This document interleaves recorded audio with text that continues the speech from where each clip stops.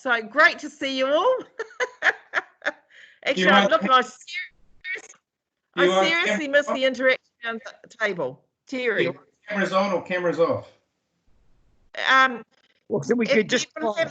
If people are having trouble hearing, then put your cameras off. But otherwise, it's optional. If you're on camera and you want to be heard, it might pay to raise your hand, even though there is a bit of an icon. There used to be an icon. Where's that other icon? Sandra Murray here. When I joined and all the cameras are on, I dropped out, so I've only just reconnected. Okay, rightio. We'll go back to everybody. If you turn your cameras off, so if you turn your camera off, Tony. Yeah, it's off.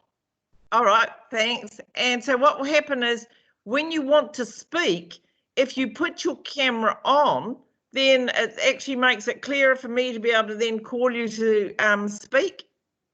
So at the same time you put your camera on, you can unmute your volume, your speaker.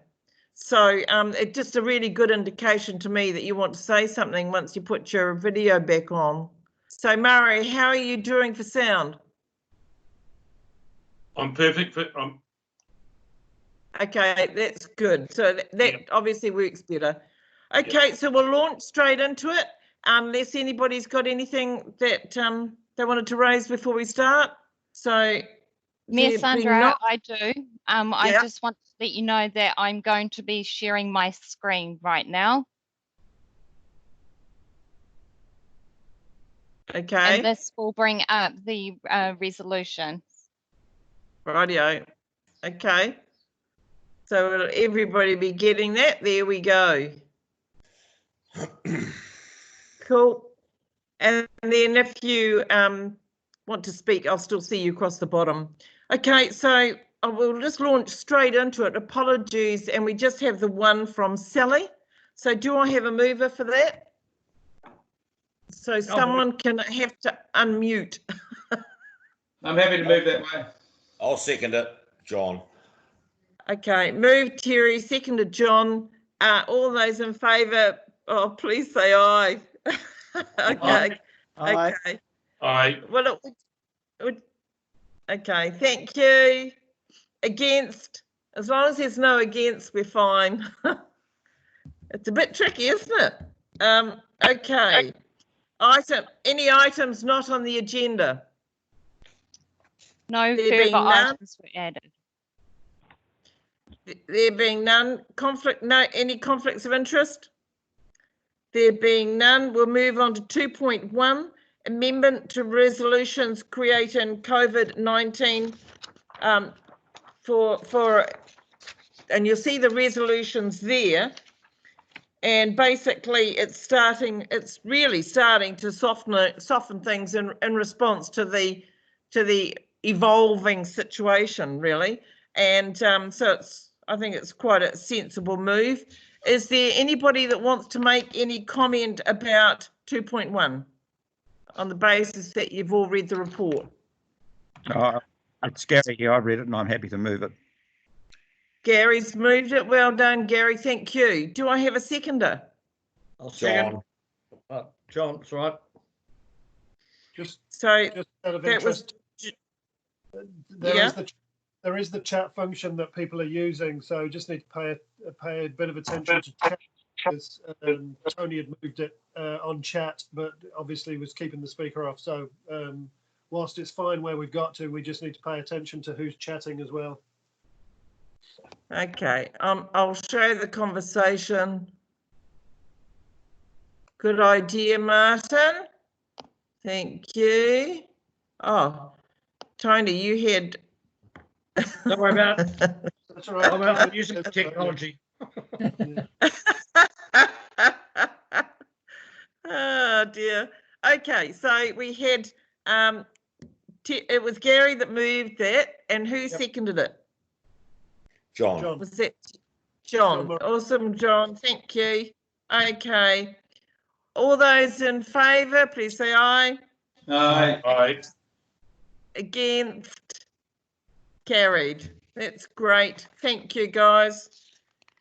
Now on to the next one, which is, oh, I tell you what I didn't do. I didn't do the minutes.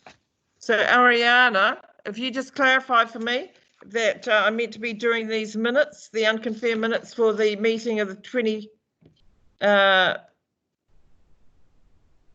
previous council meeting. Yes, that will be brought to the 12th of May meeting because this is a special council meeting. We don't need to bring the set of minutes to this one. Oh, right. Okay, that's fine. And we don't Right, have thank them, you. So we don't have them anyhow. No. No. 3.1. 3.1, which is to seek approval for phase 1, and you have your attachment. So are there any questions around phase 1 that you'd like to ask of staff? And that's matters that council can introduce immediately. I can talk to that, Sandra, if you want to. Pardon?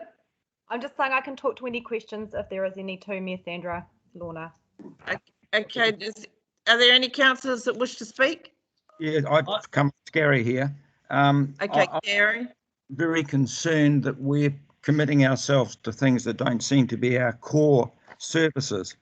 And I just want to hear what other councillors think of that, because we are financially in the SHIT and we're going to work out where we have to go to, and spending any money at all, I think we need to reflect on very carefully. Over and out. Okay. Thank you, Gary. And Tony, did you have a comment? My comment was along exactly the same lines, is that we should not be spending any money which is the domain of central government, because we'll end up in a situation where there'll be double dipping and there'll be audit issues and stuff afterwards. So for me, if it's something that should be done in central government, that's where it should lie. And with that, I'm in the same sort of camp as Gary. It's a core business for me now, and all the nice to haves will simply have to wait. Sandra Okay, Murray if here. we look at, yeah. I was just going to ask, and I noticed some of it is sort of writing off fees to building consents and goodness knows what, which we've got no control over. But is some of this reimbursable by the government in terms of what's been in the media? Is some of it going to be reimbursed, or is this outside that reimbursement, all of it? So the first part of the package, the emergency response initiative, a lot of that will be reimbursed from central government. The second part is through the economic development budget, which has been repurposed because there are projects that we won't be able to do. So we've been able to repurpose some of that money that will be able to help with promotion and marketing. We're not trying to do what the central government are doing. We're referring businesses to central government and other organisations that are providing that sort of assistance. This is about connecting all of the businesses and sectors together locally to make sure that they've got the support they need around the district and within the region with Te Waka, our economic development agency as well. So we're very mindful about not doing what the central government is already providing to the sector. Well, as an adjunct to that, can I ask another question, please? Yeah. She said some of it would be, the opening remark was some of it would be reimbursed by the central government. Is there any quantify on that? Well, because this is going through the Emergency Operating Centre, who are having to spend at the moment, and then they will get reimbursed by NEMA for some of the work that the money that they are having to spend at the moment. So that 155,000 of operating funding for the emergency response, there will be a significant amount that will come back from central government. So you're telling us we'll get 100,000 plus of that back? We'll get a fair chunk of it, Murray. We'll get a fair chunk back. We will get I'm just trying to get a handle on. There's 110,000 coming out of economic development. There's council offering relief for fees, which is fees that are, and I can understand that's an internal matter and we can't help that. I'm trying to get a handle on the 155, so I'm trying to get a handle on a true figure of what the out of budget actual cash expense is going to be. All right, There's let's take the distinct first, loss of revenue. let's take the emergency response number one first, the 155,000. Yep. That's all Yep. part of the emergency response package. And yes, some of that is going to be reimbursed. For example, any food parcel delivery and water deliveries, as I understand it. And as we scale back, though, that will change. So that's one part. That's the part. So what I'm getting at, so what I'm asking is, whoever did the $155,000 budget must have an idea of what they think we're going to get back. That's my question.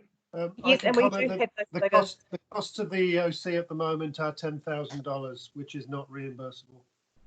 Okay, thank you. That's all I need. And that's shared between 3 councils.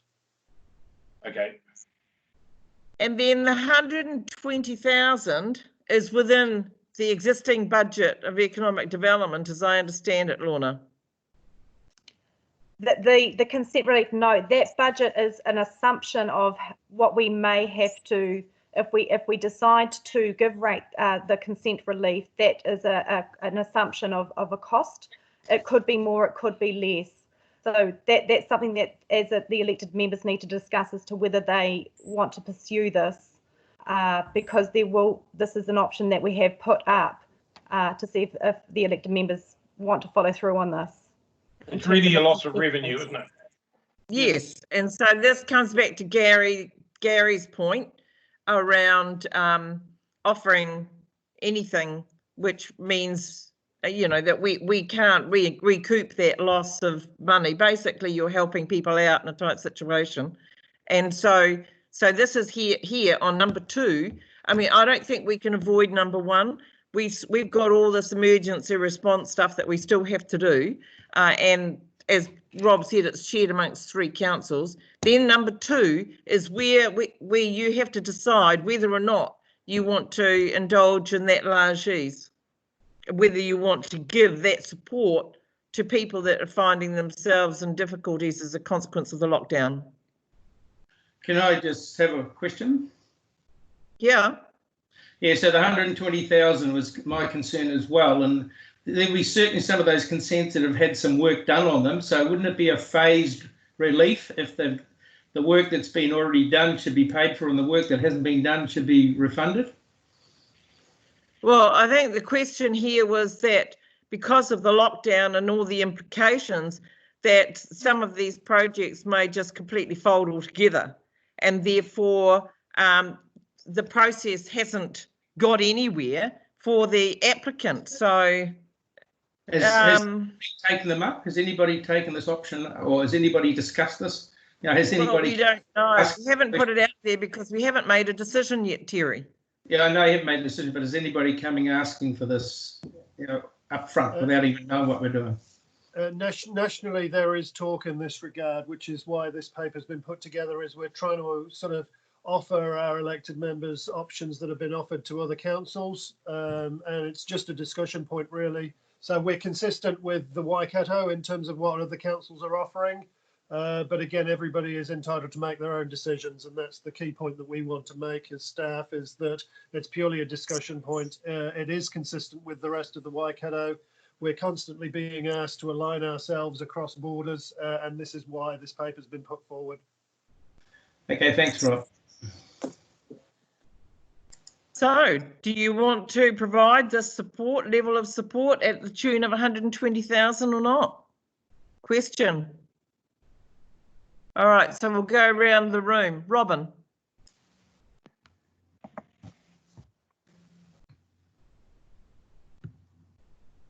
Robin.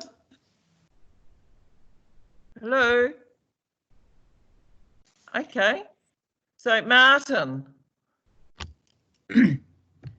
Yes, I mean that it seems to me that it's very much an estimate, and it says assuming 25% of consents and 10% of resource consents makes access this. One would imagine that some of these projects may well not go ahead, so we'll be refunding work for something that is not going to go ahead. Others may just be delayed and go ahead later on. So to me, it makes sense to do it just so that we're aligning with others. Thank you. So we'll go to John. Yeah, hang on for a minute.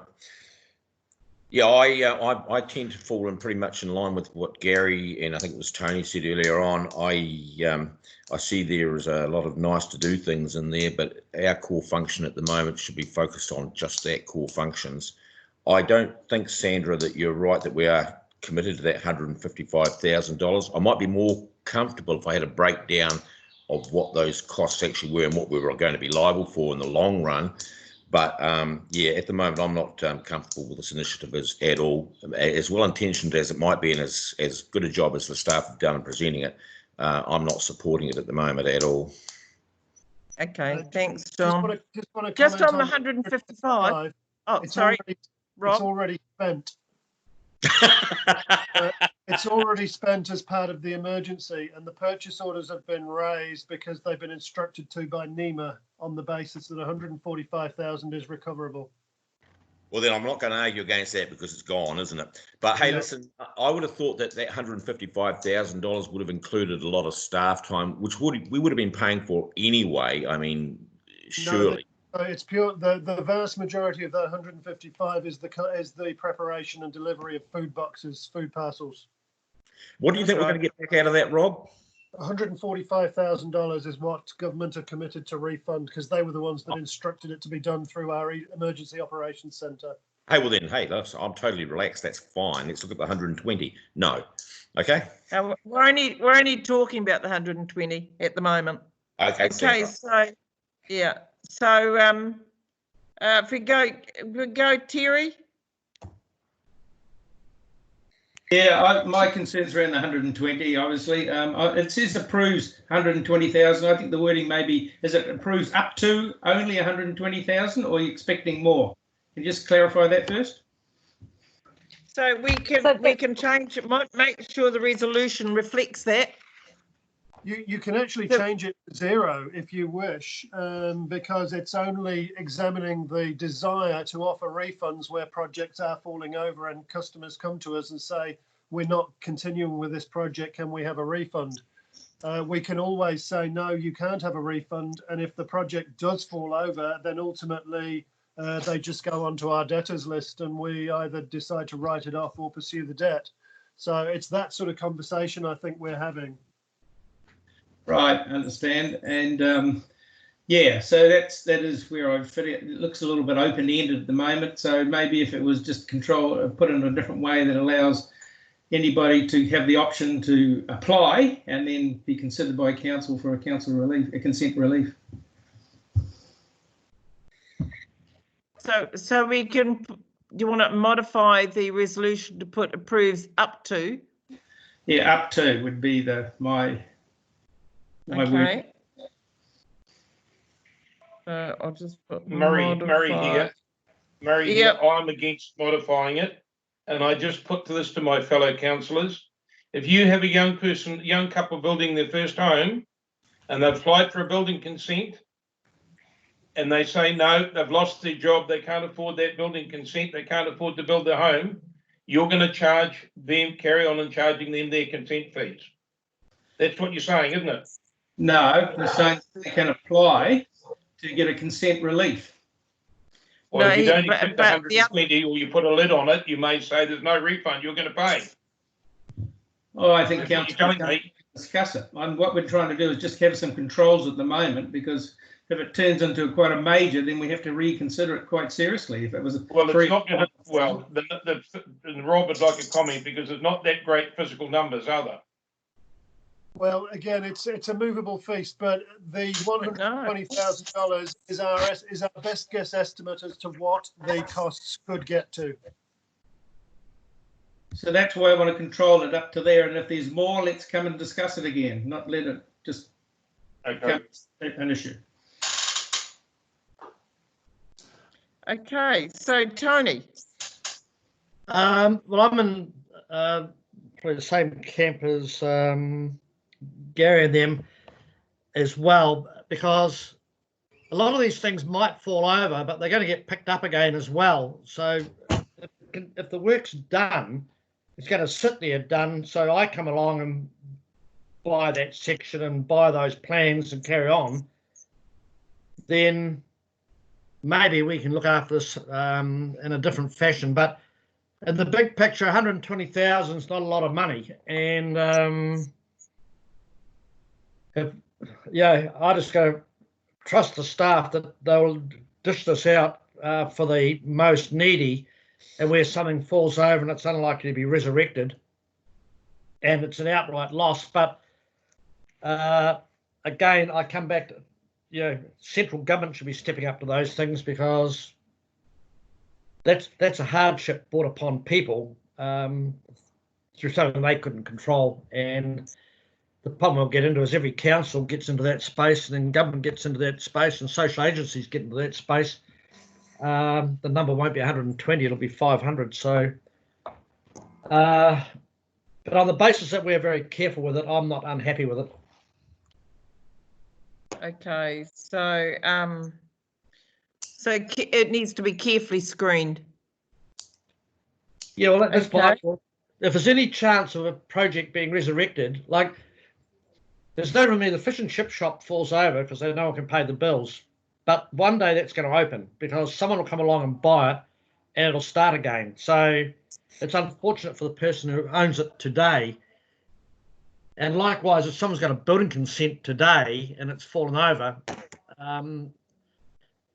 well, they will be able to build in 3 months or 6 months whenever we get back to work again. And the work would have been done. Of course, it's whether they've got a job or not to actually progress their project. But I see those as central government issues and not local government issues. I think we've got enough to worry about with core services. But for 120,000, Can I just, I'll just come in here and just let you all know that Robin's had trouble with her sound, and they're sorting that out at the moment. So, and Brian, you wanted to make a comment before you, Terry. Yeah. Brian? Morning, everybody. No, I was just here to answer questions. I've just responded to Martin to say there's about 260 building consents and 75 resource consents that would be affected. It would just be a best guess how many would take this up. So the worst case scenario, 100% of consents took it up, would be about 600K, which we don't think everyone would pull it. But the 25% of building consents and 10% of resource consents would just be a guess. It might be that no one takes it up. Yeah. So my question through Sandra, is that okay? Yeah, you go for it. Yeah, my concern, Brian, is around the fact that can the council offer these consent holders to hold it and keep the price without moving that cost for them to say they can resurrect it down the line? In other words, just put it on hold as opposed to getting a refund and pulling it out and starting again. Is that possible? Yes, most of these costs are deposits, and they're at the lodgement phase. Nearly all of them would have had staff time on them because we don't have massive delays between them lodging and us picking them up to work on them. And some of them would have come with external costs to us, like peer reviews already. So we've spent some money on them. So if they got to a point where they progressed right through to the consent could be issued, but they couldn't pay the final invoice amount, it would stay on hold. If there was no further money needing to be paid, it could be issued, and they would have for a building consent up to a year before they even need to start work. Right. So if you hold one, are you expecting them to pay up to that point, or will you be prepared to hold those costs until it was there was a chance to resurrect it? Yeah, we could hold those costs. Quite often now, people who have larger projects won't pay the final invoice. It's quite frustrating, but won't pay the final invoice so that the consent's not issued, because that's when the clock starts. So that's quite common already. So yes, we could definitely do that. That gives me some comfort. Thank you. Gary, did you want to have any comment here? No, I'm all right, thanks. Robin, are you up and running yet? No. Okay. Robin's not up and running. Right. So, so from my perspective, I actually don't want to be offering any sort of monetary situation here, but I think we should be looking at a case-by-case basis. If people come and want to discuss a reassessment of their costs in relation to either building or resource consents, I'd like to do it on a case-by-case basis, and then, because if people see that there's money potentially available, they might try and go for it. But as Brian said, people have paid up front, and it's on hold potentially. So I don't want to see some money put aside. I'd rather just do this on a case-by-case basis, even if that means bringing it back to council. Sandra Murray here. Can I have a speak, please? Yeah, go for your life. Seeing I missed out on the round. Look, the big building contract, as I see it, will do exactly what Brian said, and I've done it myself, is you just don't pick up the consent until you're ready to go, so you let council hold those costs, because you want to get moving, and if it's a few months, they'll just make council wait. The people I'm concerned about are the homeowners who have lost their jobs, who should have a facility available to get those, because those projects will never proceed. And I think there'll be a number of those. So I'm quite happy to leave the 120 in, leave council to look at it on a staff to look at it on a case-by-case basis on merit, because I think it'll work out a lot better than anyone thinks. Okay. And bear in mind, a lot of the building consents he said, I think 260 dwellings a year we build, we consent roughly. Brian, it's about 1,000 building consents, but a lot of them are smaller things. So I don't think we're talking quite that bad. Right. Okay. Yeah, just quickly to answer that, correct. Yeah, we process about 1,200 building consents. But that'll be decks, fireplaces, all sorts, outhouses, garages.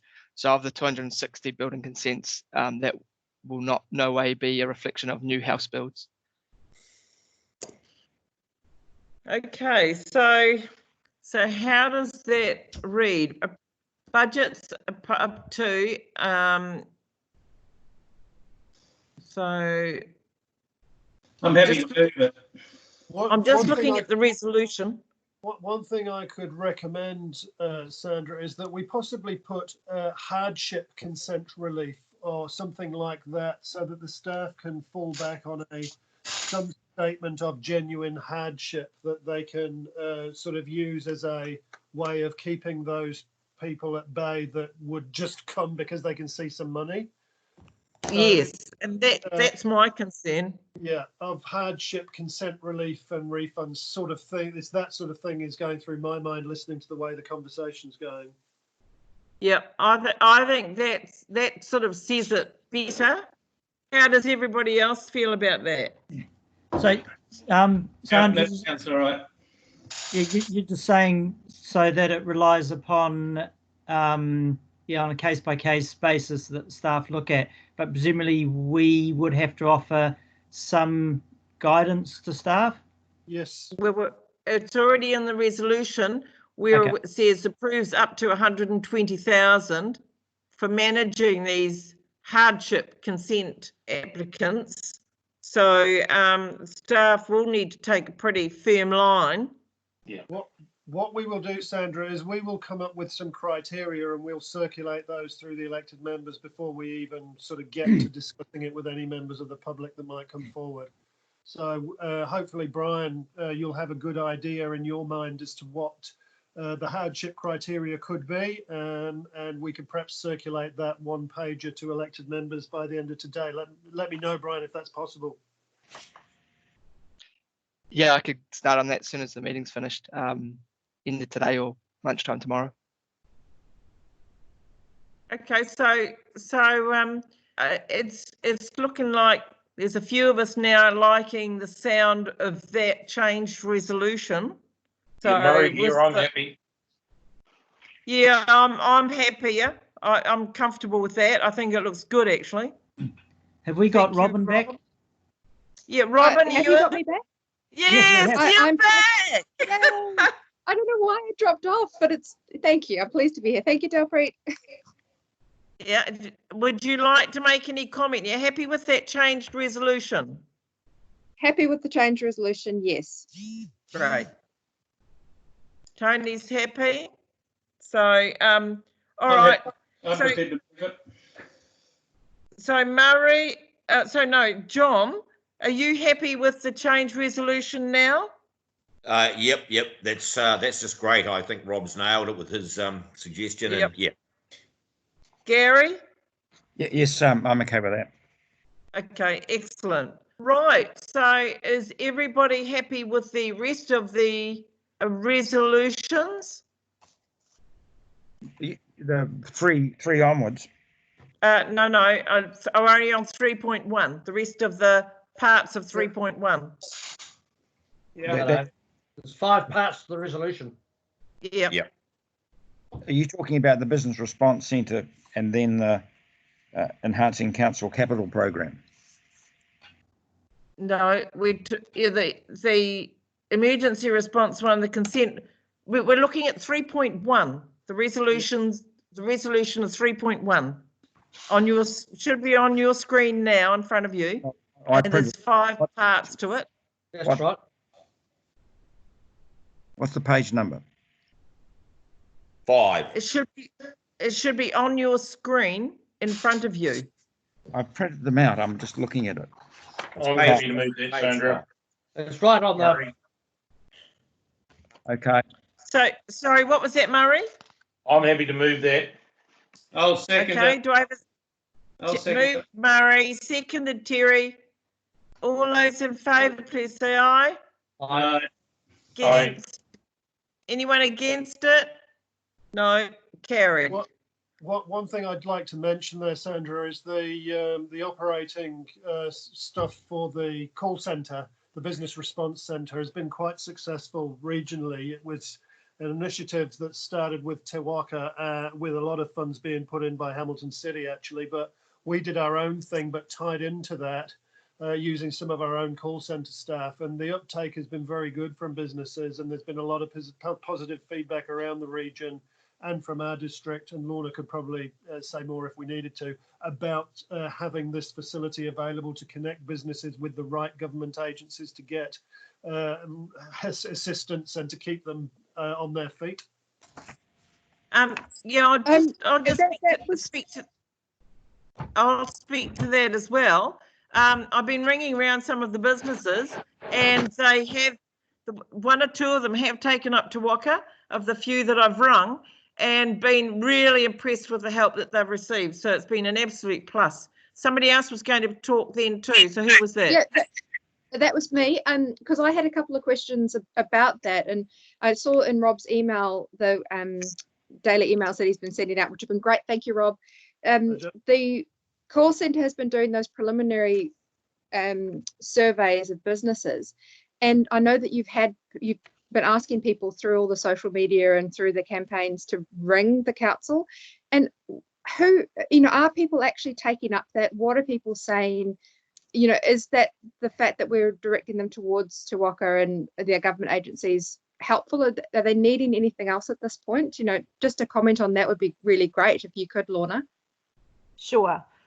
So what we're finding is that there's so much information out there. They're talking to our ED team when they get through that number, and wanting to be put in touch with the right organisation. So we're steering them to the right place. And also, it's a lot of them are saying that they could be taking some time to get things happening. So we're helping to try and fast track those things. There were a couple of businesses that found it very hard getting the wage subsidy, so we were able to elevate that faster so that businesses could get that quicker. And it's also just connecting them up with business mentors, business advisors. There's things that they just didn't even realise that they could be doing. And lockdown, even customers were trying to get in touch with businesses, and because their business is shut, they hadn't even thought to redirect their numbers to other places. So it's just helping with those sorts of tips. The next steps that we're doing with this business survey is getting all the information of what businesses are wanting to help with in the next 2 to 4 to 6 months. And we are starting to arrange forums now as well. So this week we've got just with the information centres, eyesights and Destination Coromandel, we're just doing a roundtable forum with them, and then we will be going out to do more sort of public forums with the tourism sector, retail and accommodation and all of those different areas, and as well with building and construction. So it's just trying to coordinate and make sure that they're getting through to the right places at the moment. Most people, because it's in lockdown, there's been that uncertainty.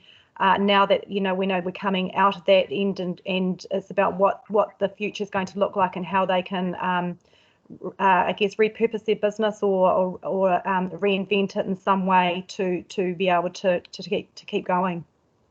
Yeah, and I know that we don't know how many businesses that we do have, and that's something that the Thames Business Association is always saying. Well, we don't know how many people we have as businesses, but do you feel like you're getting quite a good engagement with like lots of different sectors, or is it, I'd hate to use the phrase, but the usual suspects, or how do you, what's your personal feeling about the engagement that we've had? I think we've had mostly it's been through tourism, retail, not so much with the building sector at the moment, but that's something that we are starting to escalate.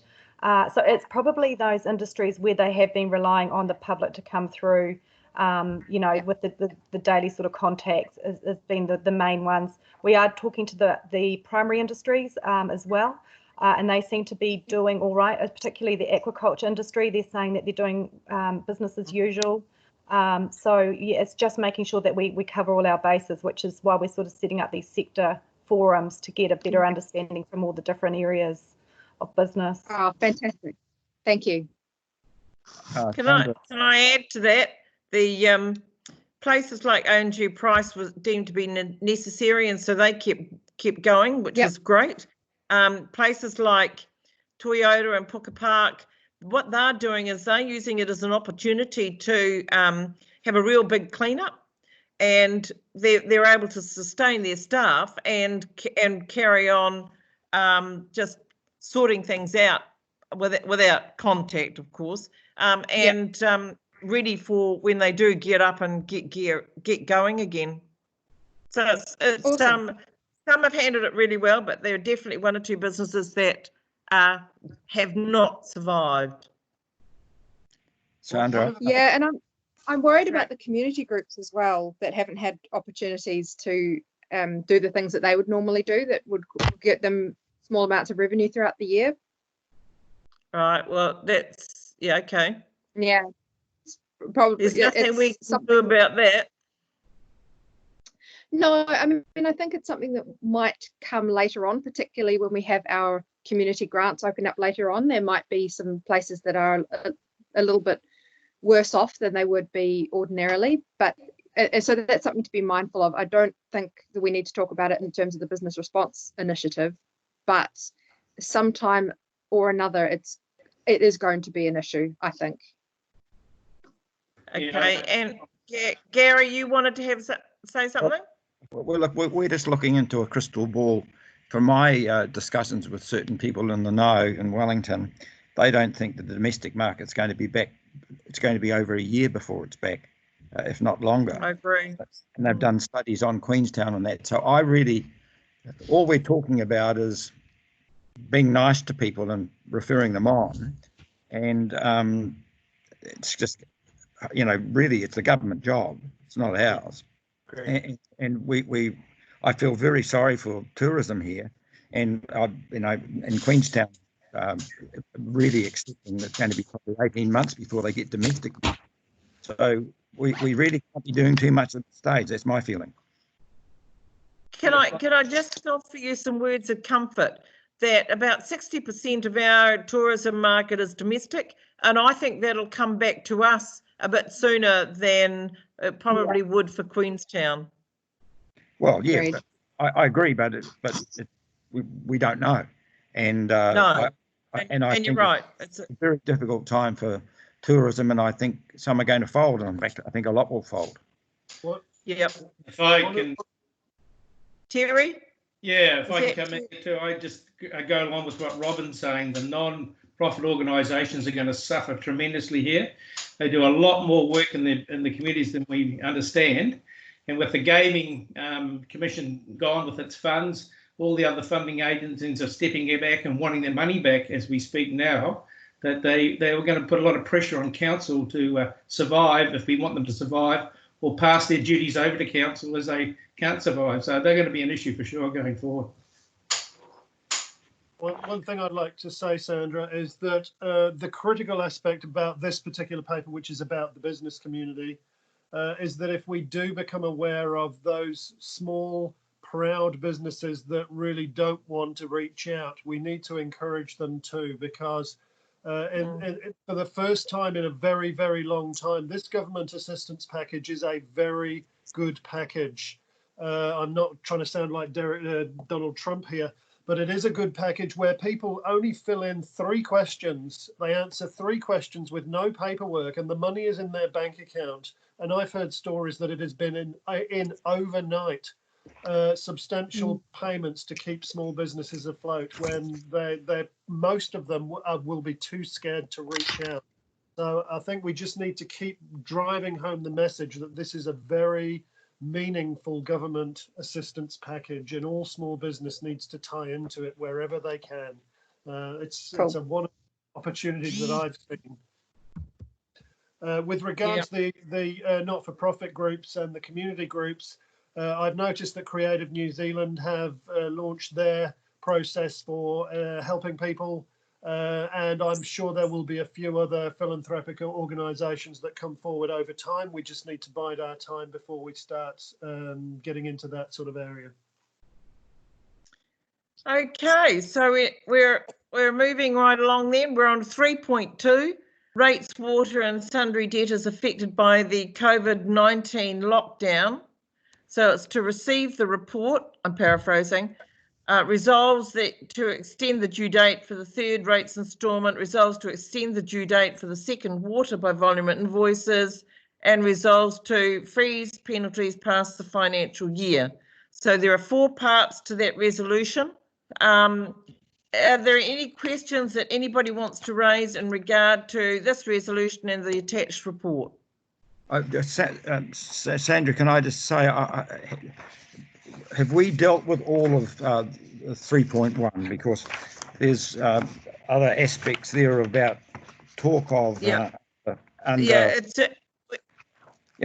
future financial relief options, and there's no way we as council can be paying money for businesses. Those will, that's phase 2. That'll all come back. Yeah. Before anything is done in regard to phase 2, we'll all come back. Okay. I should just, while I'm on it, I think there's a distinct possibility that in the foreseeable future, government will be taking over nationally water throughout the whole country. So it may not be a problem. Expect your costs to double then.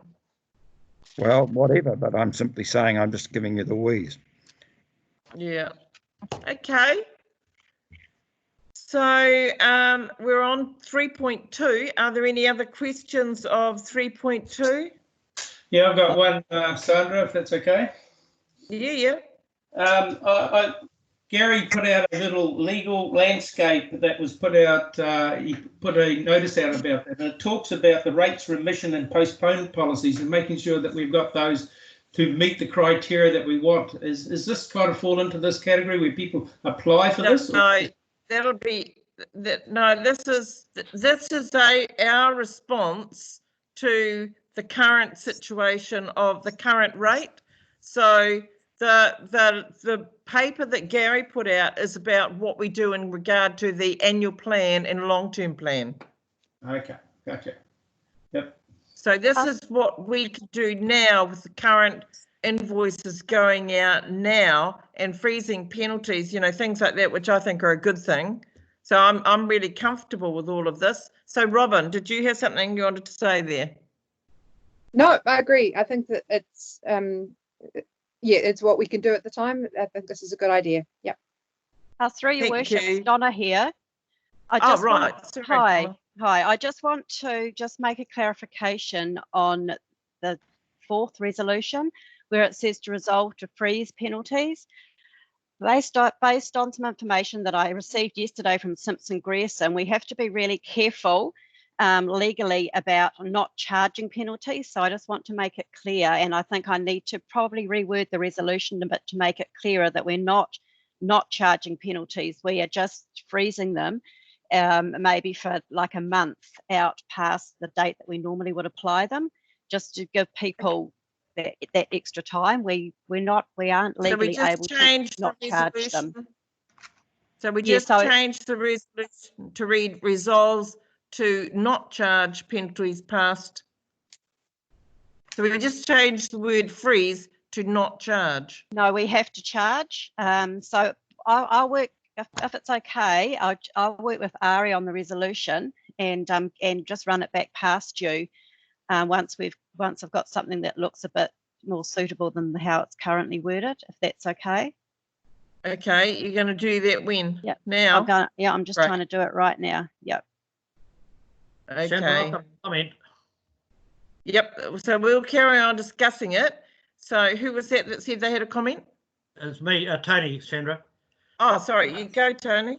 So just something I'm mindful of, and I don't have the exact numbers, but I suspect roughly 50% of this district is reliant on government support of some kind. So whether that be government superannuation, unemployment benefit, domestic purposes benefit, no matter what it is, there's a significant part of our community involved in that. And for them, nothing's changed. So their costs haven't gone up. In fact, they've gone down, and they've been given more money. So I'm just mindful when you put something across the board, there are 50% of the people can pay their rates and they can pay everything else because there's nothing actually happened to them. The only people impacted about this are business people and employees in the private sector, because a lot of government employees are not impacted at all. So I'm just very mindful about the rates. For me, 50% of the people, as a rough number, they'll just pay up as if nothing's happened. But there'll be some opportunists amongst them. If we delay something or freeze something, they'll be on the bandwagon. So it's only a comment, and it's probably not worth spending a lot of time on. But the rates issue to me isn't quite as bad as what people think it is, because only half the people are affected by it. Okay. Murray, did you want to make any comment about these resolutions? No, I've got no comment at all. I think Donna just tidying up that freeze, saying we're not remitting those. We're still charging them. Yep. They just get an extended time. I'm comfortable with the whole lot. Yep. Right. Martin? I'm fine with Martin? that. I'm fine with that resolution. Okay. And Terry? Yeah, I'm fine. No trouble. So John? Absolutely fine, no problems. Gary? Yeah, the only comment I would, we're referring to the attachments include Resolution. the 3 point. Resolution 3.2. Yeah, sure. Sorry. Resolution. Resolution 3.2. There are 4 parts to it. We're amending number 4. Yep. Yeah, okay. Yep, good. Okay. You happy with that? Yep. So we're just waiting on the amendment to come through. So Okay.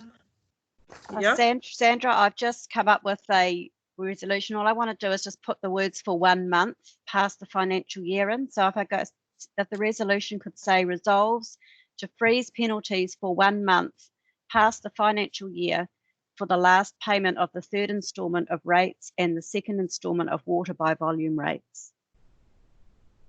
So what that will do is that will allow us to hold off putting the penalties on those that are late payers for a month, whereas we would normally put it on 5 days later. Right. Okay. Is the month long enough? Well, I believe so. We still, even within that, we still have our rates remission policy where we can actually still remit rates for certain reasons, certain criteria apart from after this as well. So this is basically just about the application of the penalties. It's not so much about the remission. Yeah. Okay. Rightio.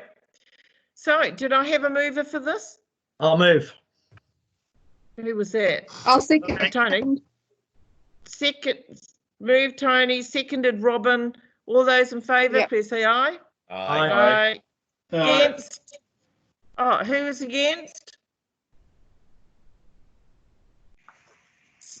Who was against?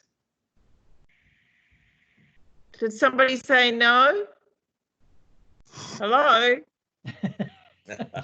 I think we're all in favour, Sam. Nobody. Okay, no, it looks like it's all in favour. Good on you guys. That's quite clever, that. Honestly, I can't wait to see you all around the table. Okay,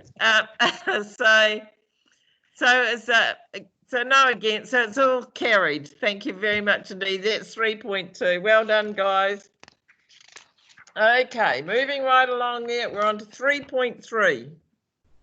And so it's receiving the financial reforecast, and this is to give you to keep us informed about the sort of changing dynamic of our financial position, to make sure that we've got a clearer understanding of it before we go into annual plan discussions.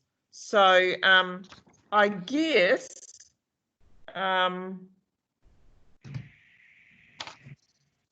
yeah, are there any questions about this? There are none. Well, So do I have a mover? It's Gary here. I just wanted to bring your attention to attachment B from PwC.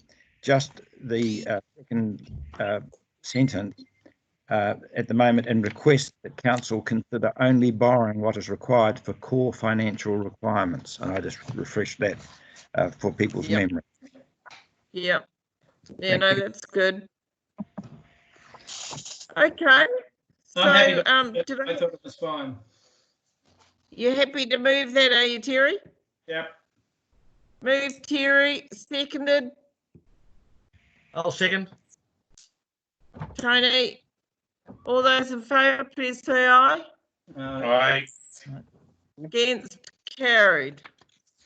Sandra, just Right, before we so- move on, sorry, I'd just like to comment that with these two scenarios that we've got here, what we do need to do at some point between now and year end is land on a revision for this year, so that we have a much better opening balance going into the annual plan. So what I intend to do is to have another relook at this and then bring it back to council at a meeting between now and year end to actually resolve to adopt the revision.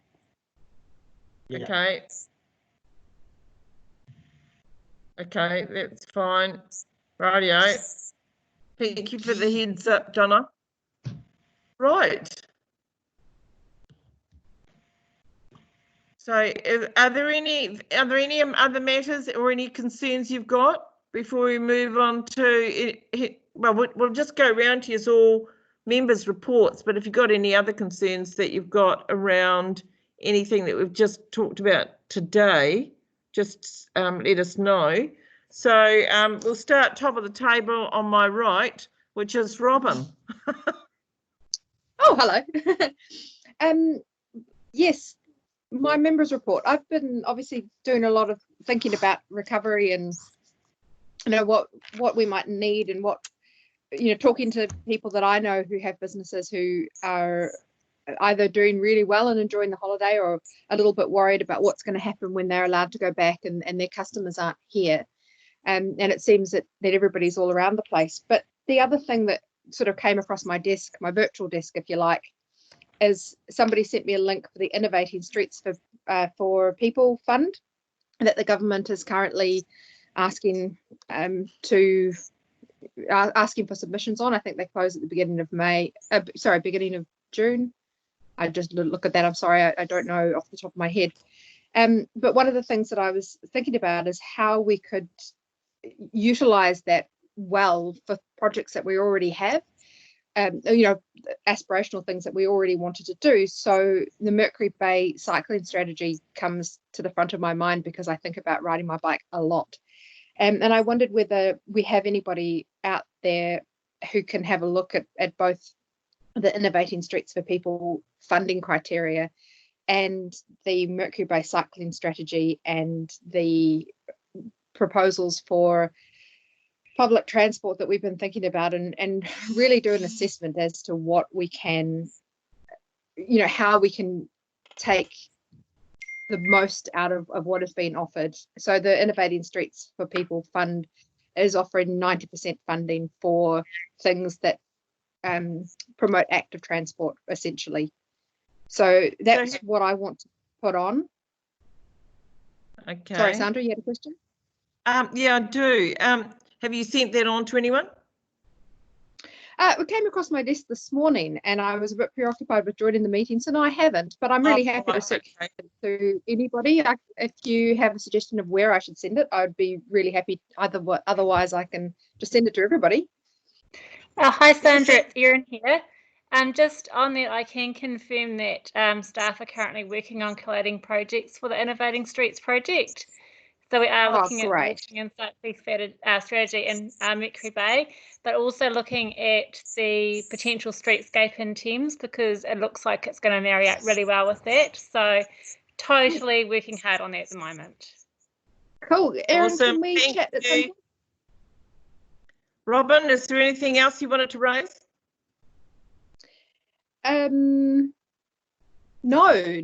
No, I've been very pleased with seeing how people are keeping to their bubbles, and I liked what Jacinda said yesterday about us all, you know, being the team of 5 million, and so let's just keep it up. And I am looking forward to seeing you in person again when we're allowed to. Okay, yeah, absolutely. Martin? Yeah, so just in terms of you, sorry, I'm just going to unmute. Oh, I am unmuted. Excellent. Techie guy having techie issues. So you did say we could also talk about anything that we had already talked about. I just had a query on the last page of the reforecast financial statements. There's 3 emergency reinstatements. Just as a newbie, could somebody explain to me what they are? Right. While they're looking for that, do you want to talk about anything else? I really just wanted to echo what Robin had said. Thames has been, an interesting place to be around for the last 3.5 weeks. Lots of people going for walks, but maintaining their distance. I've had a few council staff members ringing up asking me to check out the queue at Pack and Save for them from our house with the binoculars.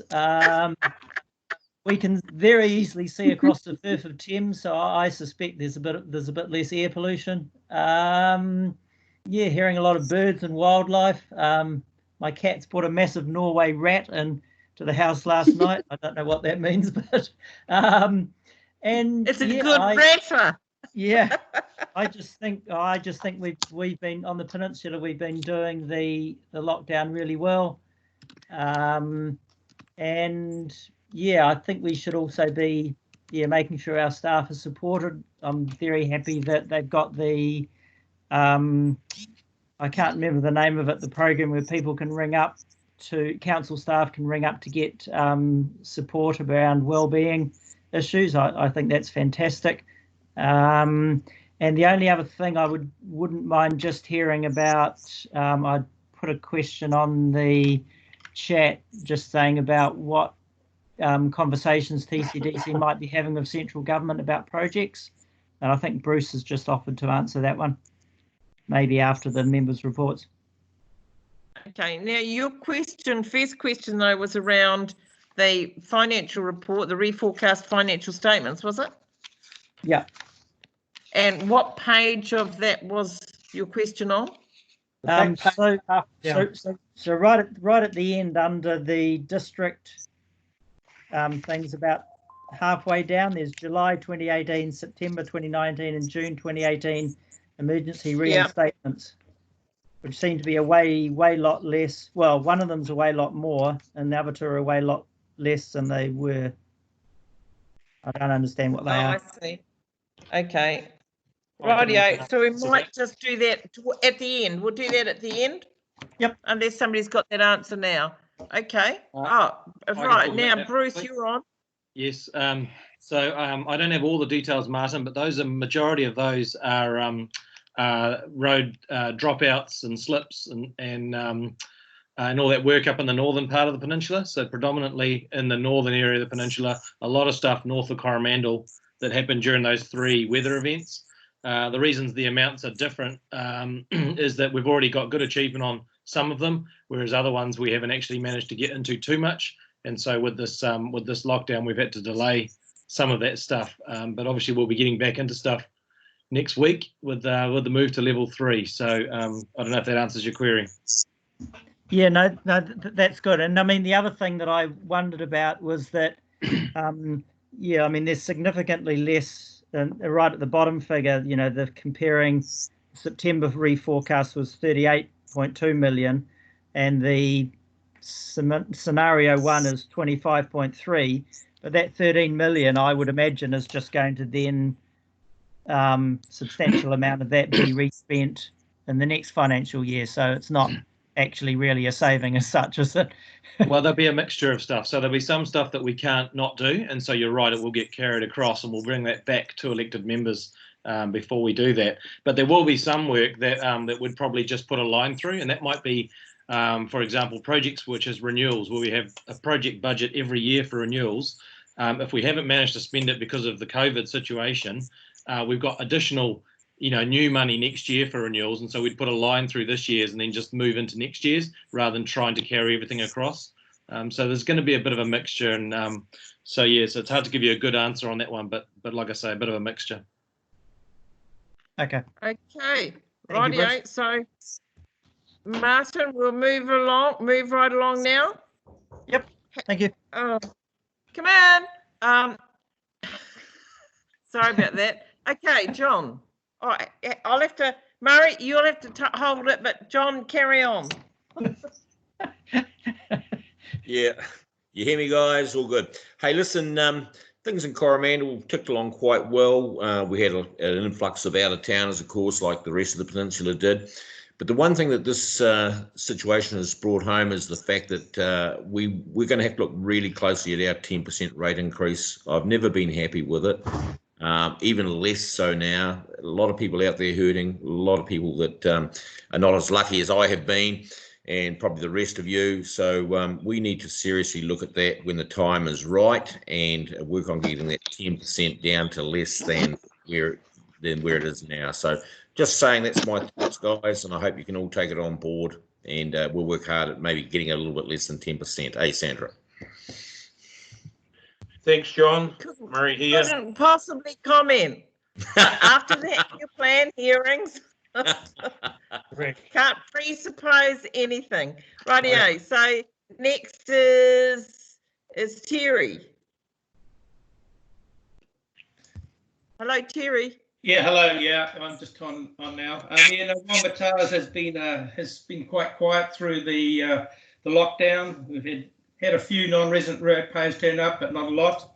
Lots of cycling and walking, and it's quite amazing how quiet it is on the street, and the birds seem to come back. It's quite impressive.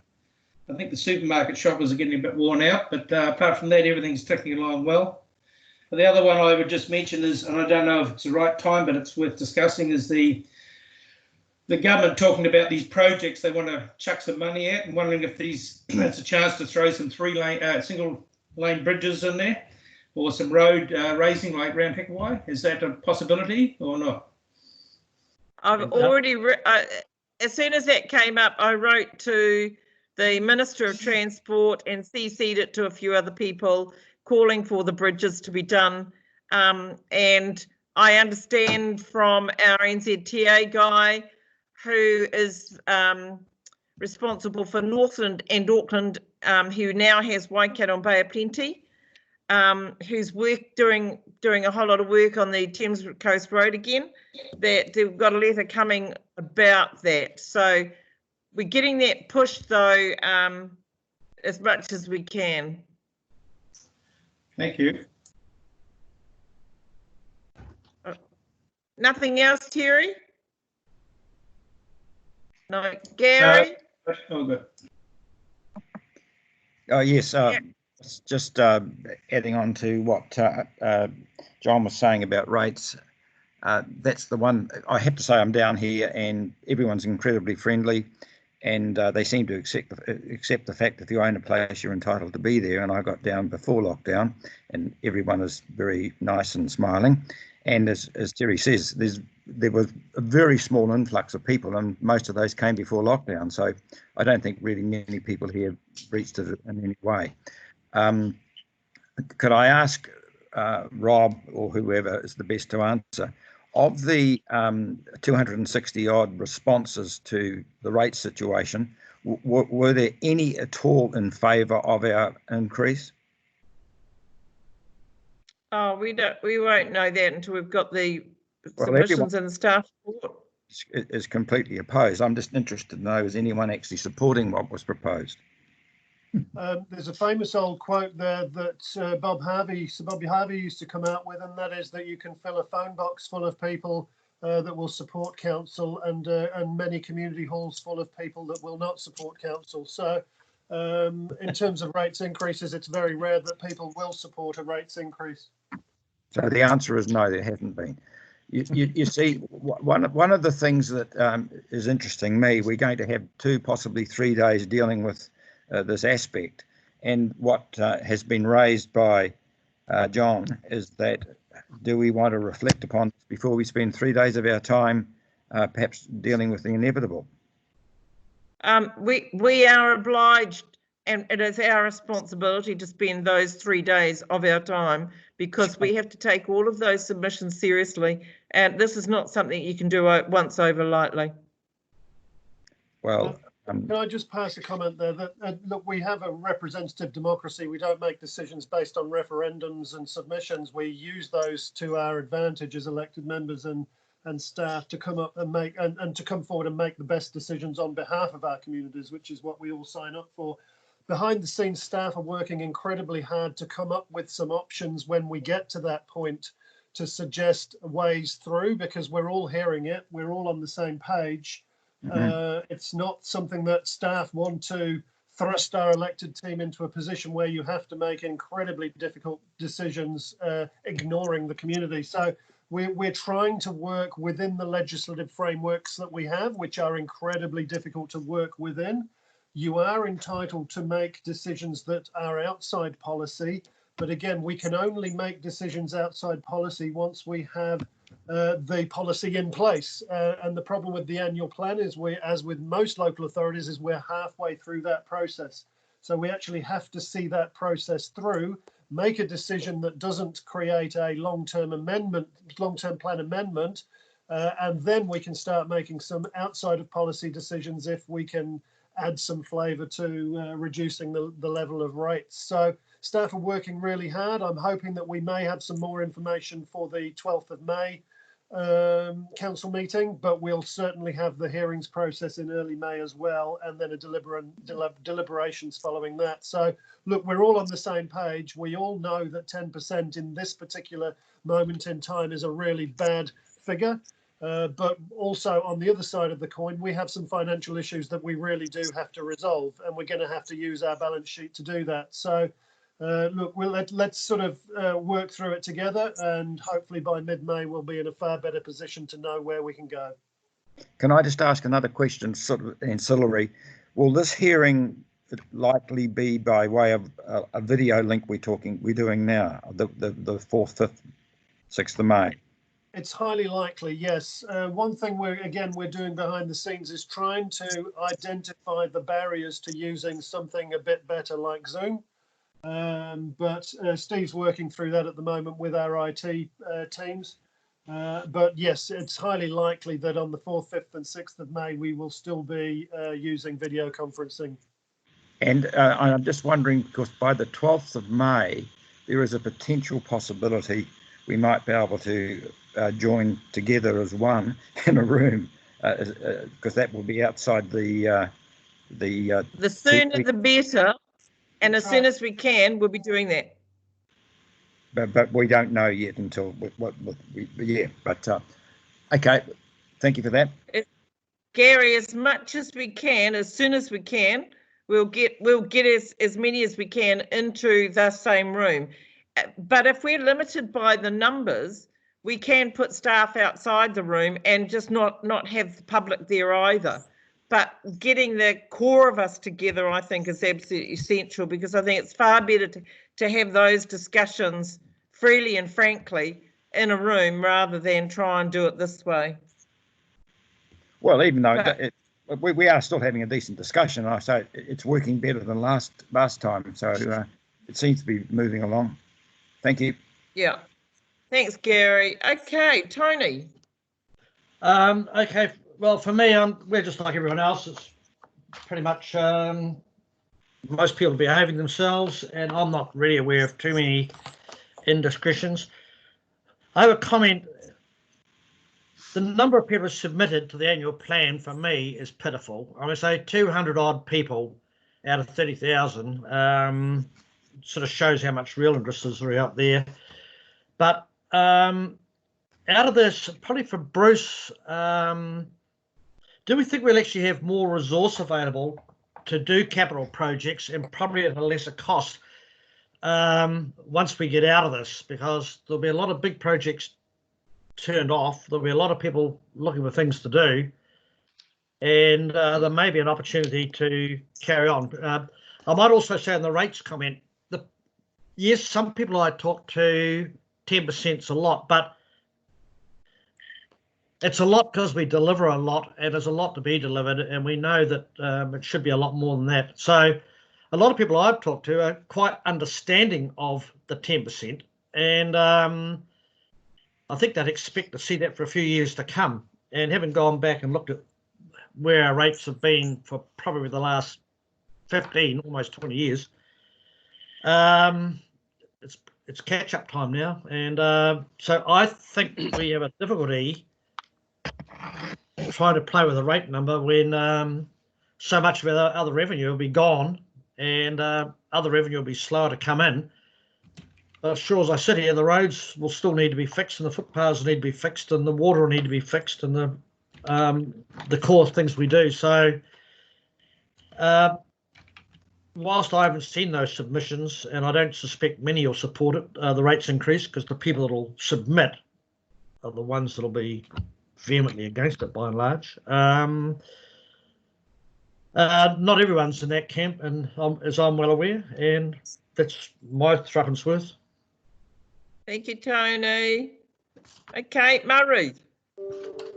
Yeah, I'm sitting here in isolation still, but I'm in the camp that, having heard a lot of the councillors today, please go into the hearings with an open mind.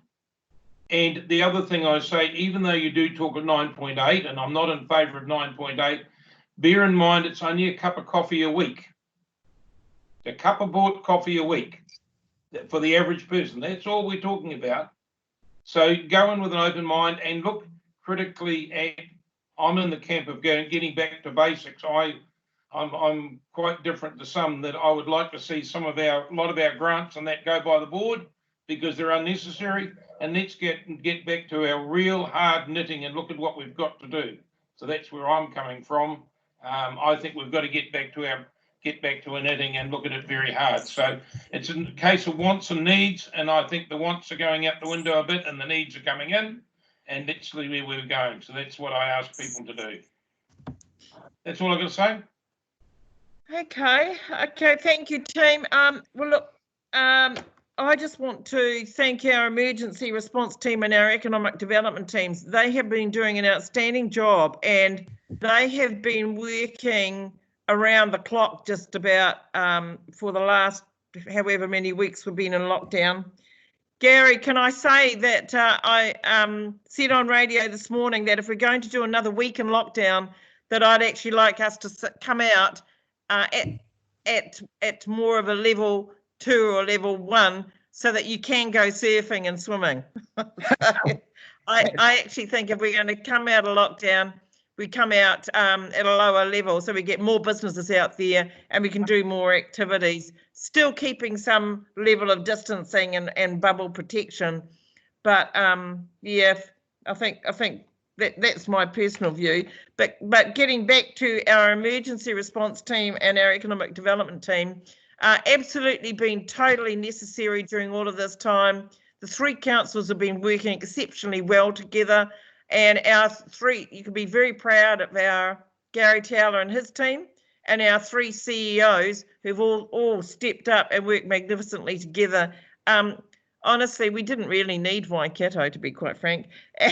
And yeah, I'm just incredibly proud. I just think we've got one of the best teams out in the whole of the Waikato. There's nothing more for me to say, except that Martin did ask what projects we were putting to central government. Listen, guys, don't hold your breath about those. We've been down this track before with PGF. I'll believe it when I see it, to be quite frank. But Lorna, if you're there, can you give everybody some idea about the projects? Hello, Rob? Just unmuting. I think probably best if Bruce goes to that, because Bruce is, we've been working with Bruce's team, but it is infrastructure. Bruce, do you want to talk to that? Yeah, I can talk to that. We probably send some stuff out to elected members, I think would be the best way to do it. I would echo the Mayor's comments that these things always sound fantastic, and I always feel like I'm being negative, but I'm not. But I just put a word of caution. They always sound like you're going to get heaps of stuff, and it always comes back a lot less. So so we've got to go into it with our eyes open. There's lots of talk. It's been chopping and changing. The criteria has been going backwards and forwards. A lot of it's around shovel-ready projects, so things we can actually get into pretty quickly. And so there's lots of bits and pieces going. We touched on that innovating streets project that Erin and Robin talked about earlier. A lot of that stuff's all around temporary works. They won't pay for any permanent work, so they're all about only doing temporary kind of piloting and trialing of options. So so it can be challenging, and often that detail doesn't actually get out there into the media. That once you start looking at the criteria, it's not quite as great as we think. But rest assured that we're doing what we can, and we're going for whatever we can and applying for everything. And so there's a lot of action going around in that space at the moment. Can I just add to that? Every single council is just going for it like there's no tomorrow. So it'll be incredibly oversubscribed. And so we had a Zoom chat yesterday amongst the Mayoral Forum. And so what we're all doing is we've come to an agreement, more or less, that we all back the state highway government doing all of the state highway projects affecting the wider region and not just the Auckland to Hamilton Expressway. So that's been a good thing to have happen. And I'm just waiting to see what the response back is on the bridges. So I didn't wait around. I got that letter away immediately because that for us is a bit of a priority. So thanks, Bruce. Appreciate that. Is there any questions from anybody around that? You're going to send something out about the actual projects themselves? Yes, we will, Ian, about the criteria that we had to kind of meet. Okay, thank you. Everybody happy with that? There's one other thing that I would add to all of this project stuff, Sandra, that we've seen an awful lot of rhetoric from Wellington. The fact that they're borrowing $55 billion to fund this economic stimulus, which is fantastic in many regards to try and get the industry moving, based around construction, but also not just purely the horizontal infrastructure, but some also community well-being infrastructure. The big difficulty is that whilst Shane Jones is very good with his rhetoric saying I'm going to get rid of the RMA, we've probably received 3 emails from the Ministry for the Environment reminding us of our obligations under the RMA to make sure that we're still following due process. So whilst we're seeing a lot of rhetoric that we're going to spend big dollars and we're going to make things happen, I think it's sort of mixed messages coming out of Wellington, which we always see. So we've had an awful lot of staff worked very hard, very long hours to put lists together. We've pulled those lists apart because the criteria have changed even within that 2-week period. We've been told that they need to be shovel ready, and now we're being told that they need to be shovel worthy. which is a very different thing to being shovel ready. So it's a movable feast. We've got to be careful to not waste an awful lot of time in this. And so we've tried to minimize the amount of time by being ready as much as we can be. But ultimately, the rhetoric seems to be outpacing the reality. Yep, that's why I said don't get your hopes up. Okay, nothing else from anybody? Well, thank you very much, everyone, and we'll you. I'll move the reports. Oh, Terry. Good on you. Thank you, Terry. Seconder? John. Murray. Yep. John got in first. Great, guys. Thank you. All in favour? Aye. Against carried. Well done. Thanks a lot. And we'll see some of you tomorrow for the emissions one. And we'll just see how we go after that. Thanks, everyone. Thank you. Thanks a lot. Thank Bye. you. Okay, bye.